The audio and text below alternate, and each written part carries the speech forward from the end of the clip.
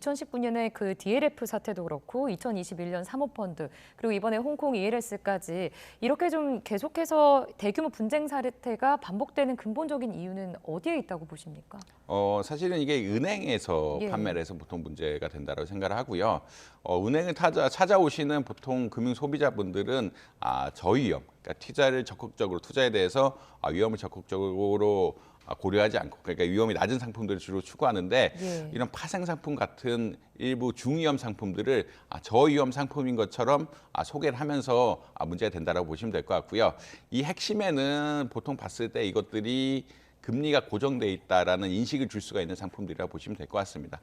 DLF 역시 어떤 독일이라든지 이런 데 있어서 기준금리가 특정한 범위를 벗어나지 않으면 일반 적금보다 조금 금리를 더 주는 상품이라고 보시면 될 것 같고, 홍콩 ELS 역시 어떻게 보면은 지수가 특정한 범위를 벗어나지 않으면 일반 금리보다 조금 더 주는 상품이기 때문에 은행에서 굉장히 팔기가 용이한 상품이었다. 결국은 사실 이 파생 상품이란 것은 지수라든지 금리가 급격하게 하락하게 되면은 손실이 어마무시하게 쌓일 수 있는 흔히 말하는 다운사이드 리스크가 굉장히 큰 상품인데, 예. 그럼에도 불구하고 어떻게 보면은 웬만해서는 이런 다운사이드 리스크가 발생하지 않는다라는 그런 철저한 전제, 어떤 설명하기 좋은 부분 하에서 결국은 약간 이게 안정적이고 고수익을 높일 수 있는 상품이다라고 어떻게 보면 속여 팔은 것이 아니냐라는 그런 논란이 굉장히 많다라고 보시면 될 것 같습니다.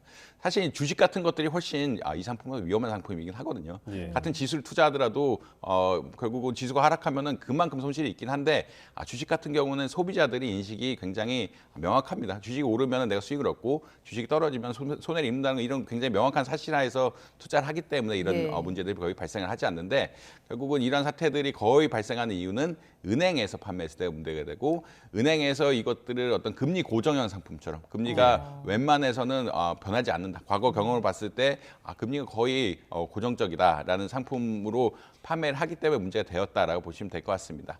이와 결부해서 이런 상품들을 판매하는 이유들이 또 나오게 되는데, 사실은 최근에 이자 장사를 한다라는 이야기들이 굉장히 많이 나오죠. 은행들이 이자 장사를 한다는 이야기들이 굉장히 많이 나오는데, 이런 것은 다시 말해서 이제 비이자 수익을 늘리라라는 이야기가 나오고 있고, 네. 비이자 수익을 늘리는 가장 쉬운 채널 중 하나가 이러한 다른 상품들, 은행의 대출이나 예금 아닌 다른 상품을 판매하는 것이라 보시면 될 것 같습니다.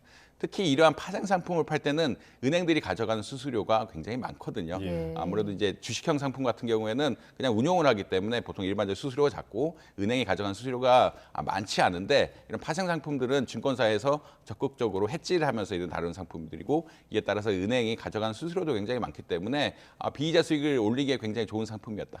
그리고 은행 역시 이런 비이자 수익을 올리라는 커다란 압력 하에서 이게 많이 팔기 시작했고, 이게 두 가지 요인, 결국은 소비자들에게 팔기 쉬운 상품, 은행들 역시 이제 비이자 수익을 올리기 쉬운 상품, 이런 두 가지 특징이 결부되면서 굉장히 많이 팔고, 어떻게 보면 불안정 판매 요인이 많을 정도로 위험성을 어떻게 축소시키면서 팔았다라고 아마 이해하시면 될 것 같습니다.